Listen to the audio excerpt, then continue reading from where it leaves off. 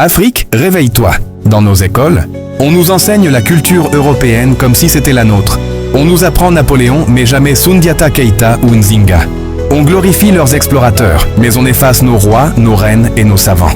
On prétend qu'ils ont découvert l'Afrique, comme si nos peuples n'existaient pas.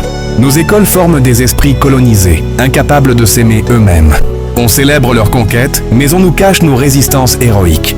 On lit leurs poètes, mais on ignore nos griots et nos épopées orales. L'histoire qu'on nous enseigne nous éloigne de nous-mêmes.